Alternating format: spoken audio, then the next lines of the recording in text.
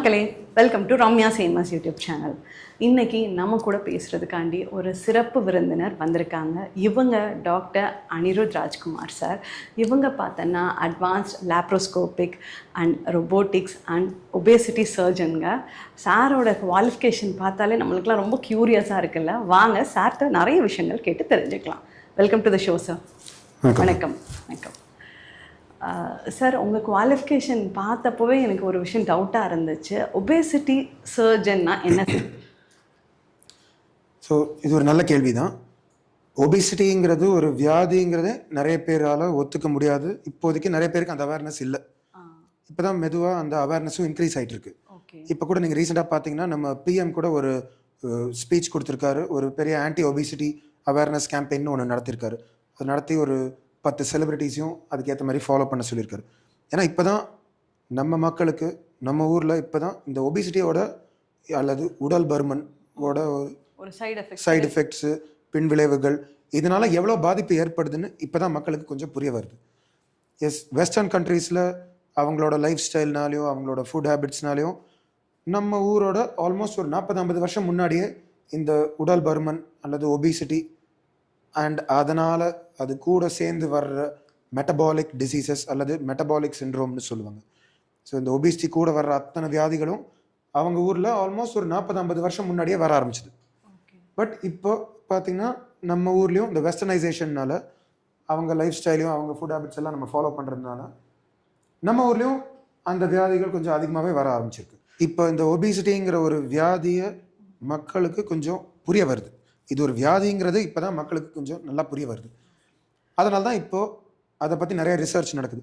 இதுலேயே நிறைய புது விதமான ட்ரீட்மெண்ட் எல்லாம் வர ஆரம்பிச்சிருக்கு. அண்ட் இதனால் இது ஒரு தனி ஸ்பெஷாலிட்டி, ஒரு தனி ஃபீல்டாகவே கடந்த ஒரு 20-30 வருஷமாக உலகம் ஃபுல்லாக வந்துட்டுருக்கு. ஸோ அதனால தான் எனக்கும் இதில் ஒரு தனி இன்ட்ரெஸ்ட் இருந்ததுனால ஒரு 10 வருஷம் முன்னாடி இந்த ஒபிசிட்டி அல்லது பேரியாட்ரிக் சர்ஜரி, மெட்டபாலிக் சர்ஜரிங்கிற ஒரு ஃபீல்டில் நானும் ஸ்பெஷலைஸ் பண்ண ஆரம்பித்தேன். Okay sir, great sir. Specialise பண்ணது மட்டுமே இல்லை, ரொம்ப சக்ஸஸ்ஃபுல்லாக இருக்கீங்க. நிறைய பேருக்கு நிறைய ட்ரீட்மெண்ட்ஸ் பண்ணி அவங்க லைஃப்பை ட்ரான்ஸ்ஃபார்ம் பண்ணிகிட்டு இருக்கீங்க. நான் கேள்விப்பட்டுருக்கோம் சார். Thank you sir. இப்போது அப்போ வந்து இந்த ஒபேசிட்டிங்கிறது கண்டிப்பாக ஒரு டிசீஸ் தான், இல்லை டவுட்டே கிடையாதுங்கிறீங்களா? ஸோ ஒபேசிட்டிங்கிறது பை இட் செல்ஃப் அதுவே தானாக ஒரு டிசீஸ் மட்டும் இல்லாமல் அது மற்ற ஒரு 4-5 டிசீஸ்க்கு ஒரு வழிகாட்டியாக நிற்கும். இந்த ஒபிசிட்டி ஃபஸ்ட்டு நமக்குள்ளே என்டர் ஆகிடுச்சுன்னா அது கூட சேர்ந்து ஒரு 4-5 முக்கியமான வியாதிகள் நம்மளை போட்டு தாக்கும். Okay, it's a package. அது ஒரு பேக்கேஜ். ஸோ இந்த ஒபிசிட்டியும் அது கூட இருக்கிற அசோசியேட்டட் நான் கம்யூனிகபிள் டிசீஸ்னு சொல்லுவாங்க. இந்த டிசீசஸ் மெயினாக பார்த்தீங்கன்னா நம்ம எல்லாருக்குமே தெரிஞ்ச வியாதிகள் தான். பிபி அல்லது ஹைப்பர் டென்ஷன், டயபெட்டிஸ், நீங்கள் சொன்ன மாதிரி கொலஸ்ட்ரால் வியாதி, முட்டி வலி அல்லது தேய்மானம், மூச்சு கஷ்டம், இதனால் வர்ற ஹார்ட் வியாதிகள், இந்த மாதிரி எக்கச்சக்க பிரச்சனைகள் ஒபிசிட்டியோட சேர்ந்து வரும். அதனால் இந்த ஸ்பெக்ட்ரம் ஆஃப் டிசீசஸ், ஒபிசிட்டியும் இந்த கூட இருக்கிற அத்தனை வியாதிகளும் சேர்ந்து மெட்டபாலிக் சிண்ட்ரோம்னு ஒரு குரூப்பில் அவங்க கேட்டகரைஸ் பண்ணி வச்சுருக்காங்க. ஸோ இந்த மெட்டபாலிக் சிண்ட்ரோமை முழுசாக ட்ரீட் பண்ணுறது தான் எங்களோட ஸ்பெஷாலிட்டி. ஒரு ஒபிசிட்டி சர்ஜன் அல்லது பேரியாட்ரிக் மெட்டபாலிக் சர்ஜனோட மெயின் வேலையை இந்த மெட்டபாலிக் சிண்ட்ரோமை ட்ரீட் பண்ணுறது மட்டும்தான். ஓகே, பேரியாட்ரிக் சர்ஜன்னா சார் அதுவும் வந்து இதை சார்ந்தது தான். இப்படி அது மீனிங் சொல்ல முடியுமா? எஸ். ஸோ பேராஸ்ங்கிற ஒரு வார்த்தை, ஒரு க்ரீக் வார்த்தை, அதுக்கு லிட்ரல் டேர்ம் பார்த்தீங்கன்னா உடல் பருமன் அல்லது ஒபிசிட்டி. ஸோ அங்கேருந்து வந்த வார்த்தை தான் இந்த பேரியாட்ரிக் சர்ஜரி. முதல்ல அது வெறும் வெயிட்டுக்காக மட்டும்தான் வெளிநாட்டில் கண்டுபிடிச்சு பண்ண ஆரம்பித்தாங்க. அப்போ தான் இதனோட ஒரு நல்ல சைடு எஃபெக்டாக சுகரும் சரி, பிபியும் சரி, கொலஸ்ட்ராலும் சரி, ஹார்ட் வியாதிகளும் சரி, இதெல்லாமே கண்ட்ரோல் ஆக ஆரம்பிச்சது. அதுலேருந்து தான் இதுக்கு ஒரு ரீடேர்ம் பண்ணி நியூ டெஃபினிஷனாக மெட்டபாலிக் சர்ஜரின்னு பேர் கொடுத்துருக்காங்க. எஸ். ஸோ இது கம்பைண்டாக வரதுனால மெட்டபாலிக் பேரியாட்ரிக் சர்ஜரி, MBSன்னு தான் சொல்லுவாங்க. பட் மெட்டபாலிக் சர்ஜரி தான் இப்போதைக்கு அக்செப்டட் டேர்ம். ஸோ பேரியாட்ரிக்ங்கிறது ஹிஸ்டாரிக்கலி வெறும் வெயிட்டுக்கு மட்டும் செய்யப்பட்டது. மெட்டபாலிக் சர்ஜரிங்கிறது அத்தனை விஷயத்தையும் சேர்ந்து ட்ரீட் பண்ணக்கூடிய ஒரு சிகிச்சை முறை. Okay sir. சார் இப்போ வந்து நிறைய பேர் வந்து உடம்பு பருமலாக இருப்பாங்க. ஸோ வந்து அவங்க என்ன சொல்லுவாங்க, என்னோட ஜெனட்டிக்ஸ் அப்படி, எங்கள் அத்தை வந்து குண்டா இருக்கிறதுனால நான் குண்டா இருக்கேன், இல்லை எங்கள் ஃபேமிலியே அப்படி தான் சொல்லுவாங்க. அது உண்மையாகவே ஜெனட்டிக்ஸ்னால தான் அவங்க குண்டா இருக்காங்களா, இல்லை அது வந்து ஒரு எக்ஸ்கியூஸா? நீங்கள் என்ன நினைக்கிறீங்க? ஸோ இது ஒரு நல்ல கேள்வி தான். நிறைய பேர் எஸ் அவங்களோட ஜெனட்டிக்ஸும் சரி, அவங்க மெட்டபாலிசமும் சரி, இல்லை அவங்களோட ஃபேமிலி மேலே பழைய போட்டுருவாங்க. ஆனால் அதுக்கு எந்த ஒரு ஸ்டெப்பும் எடுத்துக்க மாட்டாங்க. ஸோ அந்த ஒபிசிட்டி, அங்கே புவர் மெட்டபாலிசம்ங்கிற ஒரு பிரச்சனைக்கு தீர்வு என்ன, அதுக்கு உழைக்கணும்.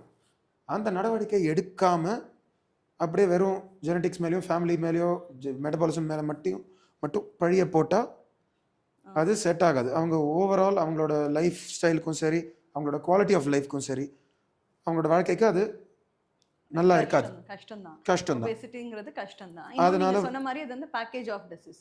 கரெக்ட். இதனோட சேர்ந்து மற்ற வியாதிகளும் வர ஆரம்பிச்சிடும். எஸ், சில பேரோட ஜெனட்டிக்ஸ்னால அவங்களோட மெட்டபாலிசம் ஸ்லோவாக இருக்கும். ஒரு சில பேர் என்னதான் சாப்பிட்டாலும் பெருசாக எக்ஸசைஸ் பண்ணாமல் இருந்தாலும் அவங்க ஒரு அளவுக்கு ஒல்லியாக தான் இருப்பாங்க. அவங்க வீட்டில் மற்றவங்களும் ஒல்லியாக தான் இருப்பாங்க. ஓகே, அது அவங்களோட மெட்டபாலிசம் நல்லா இருக்குது, அது அவங்களோட ஜெனட்டிக்ஸ், ஓகே, பிளஸ்ட் ஜெனட்டிக்ஸ்னு வச்சுக்கலாம். அவங்களும் ஒரு பாயிண்ட்டுக்கு மேலே ரொம்ப லூஸாக விட்டாங்கன்னா, ரொம்ப கவனம் காட்டாமல் இருந்தாங்கன்னா, அவங்களுக்கும் இந்த மாதிரி வியாதிகள் வர்றதுக்கு வாய்ப்பு உண்டு. வெறும் ஒபிசிட்டி மட்டும் இல்லாமல் கூட இருக்கிற அந்த மற்ற வியாதிகள் கூட சேர்ந்து வர்ற வாய்ப்புகள் உண்டு. நம்ம ஊர்லேயே நீங்கள் பார்த்தீங்கன்னா நிறைய பேருக்கு பிபி சுகர் இருக்கும். நம்ம வீட்லேயே நீங்கள் பார்த்தீங்கன்னா நிறைய அங்கிள்ஸ் ஆண்டிஸ்க்கெல்லாம் இந்த சுகர் பிரச்சனை இருக்கும், பிபி பிரச்சனை இருக்கும். அவங்க ரொம்ப குண்டாக கூட இருக்க மாட்டாங்க. ஆனாலும் இது ஒரு மெட்டபாலிக் சிண்ட்ரோமோட ஒரு பகுதி தான். ஒபிசிட்டி வந்துச்சுன்னா, உடல் பருமன் இருந்துச்சுன்னா மற்றதெல்லாம் இன்னும் ஈஸியாக வந்துடும். பட் அது இல்லாமல் கூட வரலாம். அதுவும் மெட்டபாலிக் டிசீஸ் தான். புவர் மெட்டபாலிசம்னால ஏற்படுற வியாதிகள் தான் இதெல்லாம். ஸோ ஒருத்தன் ஒல்லியாக மட்டும் இருந்ததுனால is not healthy. Same time குண்டா இருக்கிறதுனாலையும் சில இன்னும் அடிஷனல் பேக்கேஜ் ஆஃப் டிசீசஸ் வர வாய்ப்புகள் இருக்கு. அவங்களுக்கு ரிஸ்க் அதிகம். ஓகே. அண்ட் அதே மாதிரி அவங்களோட ஓவரால் லைஃப் ஸ்பேன் கண்டிப்பாக கொஞ்சம் குறையும். எஸ்பெஷலி ஒரு அளவுக்கு மீறி வெயிட் இருந்துச்சுன்னா, ஸோ அந்த கிரேடிங்லேயே பார்த்தீங்கன்னா ஸ்டேஜ் 3 ஒபிசிட்டி 3ஆம் லெவலுக்கு மேலே இருந்துச்சுன்னா கண்டிப்பாக அவங்களோட லைஃப் ஸ்பேன் குறையறதுக்கு வாய்ப்பு ரொம்ப அதிகம். அதுக்கு பேர் மார்பிட் ஒபிசிட்டின்னு சொல்லுவாங்க. மார்பிட்னா லைஃபுக்கு த்ரெட்டன் பண்ணுற ஒரு வியாதி. ஸோ மார்பிட் ஒபிசிட்டினா இந்த உடல் பருமனால் அவங்களோட லைஃப் ஸ்பேன் கண்டிப்பாக குறையறதுக்கு வாய்ப்பு ரொம்ப அதிகம். அதுதான் அதுக்கு மீனிங். ஸோ சொந்தமாக ஒரு பாயிண்ட்டுக்கு மேலே அவங்களால வெயிட் குறைக்க முடியாதுன்னா, கண்டிப்பாக இயற்கையாக அவங்களால குறைக்க முடியலன்னா செயற்கையாக எங்களால் அவங்களுக்கு குறைச்சி கொடுக்க முடியும். அதுதான் ஒரு மெட்டபாலிக் சர்ஜரியோட பியூட்டி அண்ட் ஸ்பெஷாலிட்டி. அப்படின்னா என்ன பண்ணுவீங்க சார்? இப்போ ஃபர்ஸ்ட் வந்து இப்போ வந்து ஒருத்தங்க வர்றாங்க, ஒரு 85 கேஜஸ் இருக்காங்க, ஒரு 5.4 ஹைட் இருக்காங்க அப்படின்னா, ஃபர்ஸ்ட் உங்ககிட்ட வந்தோடனே நீங்கள் என்ன பண்ண சொல்லுவீங்க? ஓகே, ஸோ ஒரு 5.4 ஹைட் நீங்கள் சொன்ன மாதிரி 5 ஃபுட் 4 இன்ச்சஸ்ன்னு நீங்கள் பார்த்தீங்கன்னா தட் இஸ் அரவுண்ட் ஒரு 160 சென்டிமீட்டர்ஸ். ஸோ 160 சென்டிமீட்டர்ஸ்க்கு அவங்களோட பாடி எப்படி டிசைன் ஆயிருக்குன்னா, 160 சென்டிமீட்டர் ஹைட்னா அவங்களால மேக்ஸிமம் ஒரு 5 kilos this way that way பார்த்தீங்கன்னா ஒரு 55லேருந்து 65 கிலோஸ் வரைக்கும் அவங்க வெயிட் இருந்தால் அவங்களுக்கு ஐடியல். பட் ஒரு 85 கிலோஸ் நீங்கள் சொன்ன மாதிரி இருந்தாங்கன்னா கண்டிப்பாக தே ஆர் ஒரு 20 to 25 kilos over weight. So இந்த மாதிரி மக்கள் வந்தாங்கன்னா கண்டிப்பாக வி ஹாவ் டு, இது ஒரு மல்டி டிசிப்ளினரி அப்ரோச்சாக தான் நாங்கள் பார்ப்போம். ஸோ எங்கள் சைடு மட்டும் இல்லாமல் எங்கள் டயட்டிஷியனையும் அவங்க பார்க்க வேண்டியதாக இருக்கும், எங்கள் ஃபிசிஷியனையும் பார்க்க வேண்டியதாக இருக்கும். ஒரு சில டெஸ்ட் பண்ணி தான் அவங்களுக்கு உண்மையிலேயே இந்த மெட்டபாலிசம் ப்ராப்ளமானு நம்ம கண்டுபிடிக்கணும். ஒரு சில பிளட் டெஸ்ட் எடுத்து அவங்களோட தைராய்டு லெவல் எப்படி இருக்குது, கார்டிசால் ஹார்மோன் எப்படி இருக்குது, மற்ற ஓவரி எப்படி ஃபங்க்ஷன் ஆகுது ஃபீமேலாக இருந்தாங்கன்னா, மேல்ஸ்னால் அவங்களோட டெஸ்டோஸ்டிரோன் லெவல் எப்படி இருக்குது, அவங்களோட ஓவரால் விட்டமின் மினரல் லெவல் எப்படி இருக்குது, விட்டமின் டி, B12, கால்சியம், இது போன்ற விஷயங்கள் இந்த டெஸ்ட் பண்ணிவிட்டு இதுக்கு என்ன காரணம்னு ஃபஸ்ட்டு நம்ம கண்டுபிடிக்கணும். ஏன்னா இதில் ஏதாவது ஒரு கோளாறு இருந்துச்சுன்னா, அது ஒரு ஹார்மோனல் ப்ராப்ளமாக இருந்துச்சுன்னா நம்ம ஃபஸ்ட்டு அந்த ஹார்மோனல் ட்ரீட்மெண்ட் அதுக்கேற்ற மாதிரி ஆரம்பிக்கணும். இல்லை வேறு எந்த லெவல் கம்மியாக இருக்குதோ இல்லை அதிகமாக இருக்குதோ அதுக்கேற்ற மாதிரி அதை கரெக்ட் பண்ணிவிட்டு அங்கேருந்து நம்ம மெயின் ட்ரீட்மெண்ட்டுக்கு போகலாம். ஸோ எப்போவுமே கொஞ்சம் இந்த ஓவர் வெயிட்டாக ஒபீஸாக வர்ற பேஷண்ட்ஸ்க்கு ஃபஸ்ட்டு நம்ம கொஞ்சம் இவாலுவேட் பண்ணணும். எதனால் அது வந்துச்சு, இது எவ்வளோ மோசம், கூட மற்ற வியாதிகள் நான் சொன்ன மாதிரி sugar, BP, cholesterol, heart problem ஏதாவது இருக்கான்னு பார்க்கணும். இந்த வெயிட்னால முட்டி தேய்மானம், இடுப்பு தேய்மானம் ஏதாவது ஆரம்பிச்சிருக்கான்னு நம்ம பார்க்கணும். இந்த வெயிட்னால அவங்க மூச்சு விடுறதுக்கு கஷ்டப்படுறாங்களா, நைட் டைம் ரொம்ப கொரட்டை விட்டு திடீர்னு முடிச்சுக்கிறாங்களா, இந்த மாதிரி பிரச்சனைகள்லாம் நம்ம கேர்ஃபுல்லாக கேட்டு தெரிஞ்சுக்கணும். கரெக்ட். அதுக்கப்புறம் வந்து நார்மலாக வெயிட் லாஸ் ஆக முடியுமா பார்ப்பீங்க. ஸோ ஃபஸ்ட்டு இவாலுவேட் பண்ணணும், எவ்வளோ மோசமாக இருக்குது, இதனால் எவ்வளோ ப்ராப்ளம் இருக்குது, எதனால் வந்துச்சு, இந்த 3 விஷயம் நம்ம ஃபஸ்ட்டு கண்டுபிடிச்சிட்டோம்னா அதுக்கேற்ற மாதிரி நம்ம ட்ரீட்மெண்ட் பிளானை ஆரம்பிப்போம். நிறைய புது விதமான ட்ரீட்மெண்ட்ஸ் எல்லாம் இருக்குது. அதனால தான் இந்த ஒபிசிட்டி வெறும் சர்ஜரி மட்டும் இல்லாமல் ஒபிசிட்டி ஃபிசிஷியன்ஸ் அல்லது மெடிக்கல் ஃபீல்டில் கூட நிறைய பேர் இப்போ புது மெடிசன்ஸ் வச்சு ஒபிசிட்டியை ட்ரீட் பண்ணிட்டு இருக்காங்க. ஸோ இதனால தான் it's a rapid growing field. And அதுவும் ரேட் ஆஃப் ஒபிசிட்டியும் வளர்ந்துக்கிட்டே இருக்கிறதுனால இது ஒரு க்ரோயிங் பேண்டமிக்னு சொல்லுவாங்க. பேண்டமிக். ஸோ உலகம் ஃபுல்லாக இது ஏறிட்டே இருக்குது, அதுவும் வேகமாக ஏறிக்கிட்டே இருக்குது.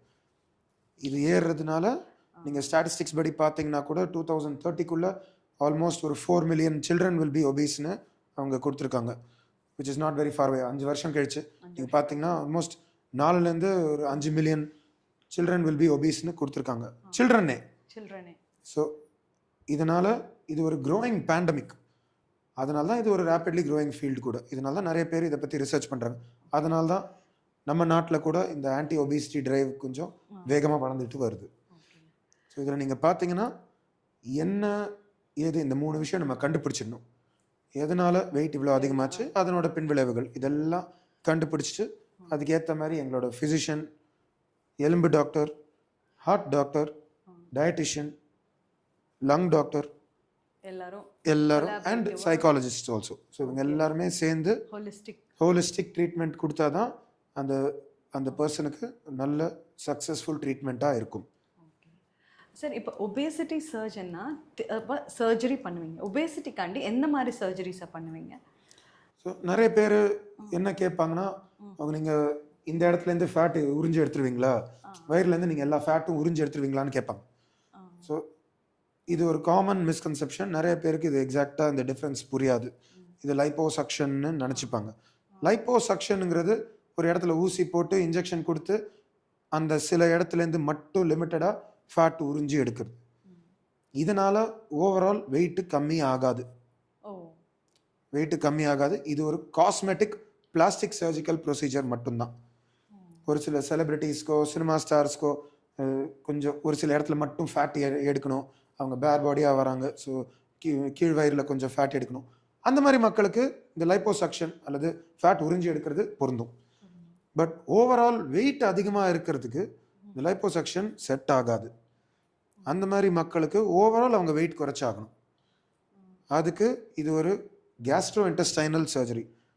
வயிறுக்குள்ள சின்ன சின்ன ஹோல்ஸ் மூலமாக, நுண் துளை அறுவை சிகிச்சை மூலமாக, ரோபாட் கருவிப்பொருள் யூஸ் பண்ணி அல்லது லேப்ரோஸ்கோபி இன்ஸ்ட்ருமெண்ட்ஸ் யூஸ் பண்ணி ஒருத்தரோட இரைப்பை கெப்பாசிட்டியை கம்மி பண்ணுறது. அதே மாதிரி அவங்களோட இன்டெஸ்டைனுக்கும் அல்லது சிறுகுடலுக்கும் இரைப்பைக்கும் ஒரு கனெக்ஷன் மாற்றி கொடுத்துட்டோம்னா ஒருத்தரோட மெட்டபாலிசம் பயங்கரமாக பூஸ்ட் ஆகும். அவங்களோட ஃபேட்டும் இந்த கொழுப்பு, இந்த கார்போஹைட்ரேட் இதெல்லாம் வேகமாக எரிய வைக்கிற ப்ராசஸ் தான் மெட்டபாலிசம்.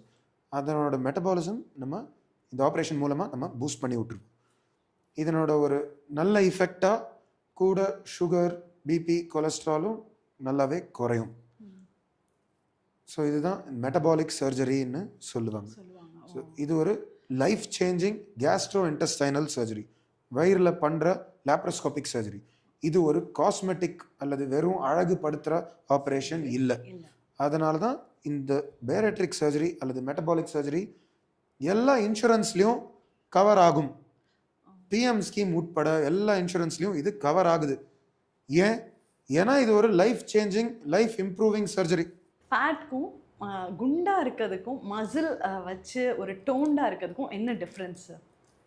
ஓகே, ஸோ ஒருத்தங்களுக்கு வெயிட் அதிகமாகுதுன்னா அது ஃபேட்னால கூட அதிகமாகலாம் அல்லது மசிலால் கூட அதிகமாகலாம். ஸோ ஓவரால் நீங்கள் பார்த்தீங்கன்னா மசில் கண்டென்ட் பாடியில் அதிகமாக இருந்து ஃபேட் கண்டென்ட் கம்மியாக இருந்தால் அவங்களுக்கு மெட்டபாலிசம் எப்போவுமே நல்லா இருக்கும். ஸோ ஓவரால் அவங்க ஹெல்த்தியாக இருப்பாங்க. எஸ், சம்டைம்ஸ் எப்போவுமே நீங்கள் மெஷர் பண்ணி பார்த்தீங்கன்னா மசிலுக்கும் ஃபேட்டுக்கும் என்ன வித்தியாசம்னா, மசில் ஃபேட்டோட கொஞ்சம் ஹெவியராகவே இருக்கும். சில பேர் சொல்லுவாங்க, நான் ஜிம் போக ஆரம்பிச்சிருக்கேன் ஆனால் வெயிட் குறைய மாட்டேங்குது, ஆனால் பார்த்தா அவங்க ஒல்லியாயிட்டு இருப்பாங்க. ஸோ இதுக்கு மெயின் ரீசன் என்னன்னு பார்த்தீங்கன்னா அவங்களோட மசில் அதிகமாக இருக்கும். ஸோ மசில் அதிகமாகிடுச்சுன்னா அவங்க வெயிங் ஸ்கேலில் நின்னாலும் வெயிட் ரொம்ப கம்மி ஆகாத மாதிரி தான் இருக்கும். ஆனால் ஓவரால் ஃபேட்டு குறைஞ்சா அவங்களுக்கு நல்லது. That is a healthy way of losing weight. So இந்த ஃபேட்டுங்கிறது வெறும் தோல் கடியில் மட்டும் இல்லாமல் விசரல் ஃபேட் அல்லது அப்டாமினல் ஃபேட், வயிறுக்குள்ளே கூட இருக்கும். அந்த வயிறுக்குள்ளே இருக்கிற ஃபேட்டு ரொம்ப டேஞ்சரஸான ஃபேட். அதனோட ஒரு இண்டிகேட்டர் தான் உள்ளே எவ்வளோ ஃபேட் இருக்குன்னு ஓரளவுக்கு தெரியறதுக்கு தான் வயிறு சுற்றி இருக்கிற தோல் கடியில் இருக்கிற ஃபேட்டும் ஒரு இண்டிகேட்டராக கொடுக்கும். ஸோ ஒருத்தங்களுக்கு வயிறு சுற்றி ஃபேட் அதிகமாக இருந்துச்சுன்னா அந்த ஃபேட் கொஞ்சம் டேஞ்சரஸான ஃபேட். அதுலேருந்து நிறையா ஹார்மோன்ஸ், சுரப்பிகள், கெமிக்கல்ஸ் எல்லாம் அதிகமாக சுற்றிட்டு இருக்கும். இந்த கெமிக்கல்ஸ், இந்த சுரப்பிகள் அதிகமாகிடுச்சுன்னா இதனால் நிறைய பின்விளைவுகள், நான் சொன்ன அத்தனை அந்த மெட்டபாலிக் சிண்ட்ரோம் உள்ள வியாதிகள் வர்றதுக்கு வாய்ப்பு அதிகம். அது மட்டும் இல்லை, நிறைய ரிசர்ச்சில் லாஸ்ட் ஒரு 10 இயர்ஸாக என்ன கண்டுபிடிச்சிருக்காங்கன்னா, அந்த வயிறு சுற்றி இருக்கிற ஃபேட் தான் ரொம்ப டேஞ்சர். அதில் வர்ற கெமிக்கல்ஸ்னால நிறைய பேருக்கு இப்போ யங்கர் ஏஜ்லேயே கேன்சர்ஸும் நிறையா வர ஆரம்பிச்சிருக்கு. ரொம்ப ரொம்ப ஆச்சரியமான விஷயம் சார். என்னென்னா, நம்ம குண்டாக இருக்கோம், நம்ம ஹெரிடிட்ரினால குண்டாக இருக்கோம் அப்படின்னு இல்லாமல் இதோட சீரியஸ்னஸை ரொம்ப அழகாக சொன்னீங்க சார். எனக்கு தெரிஞ்ச இதை ஒவ்வொருத்தரும் வந்து பார்க்கணும். நம்ம உடம்பு வந்து பருமலாக இருக்குன்னா அதை நம்ம அப்படியே விட்டுறக்கூடாது. கண்டிப்பாக நம்ம உடம்பை வந்து கரெக்டான எடைக்கு கொண்டு வர முயற்சி பண்ணணும். Thank you so much for being with us. Thank you so much for sharing your time with us. Thank you sir.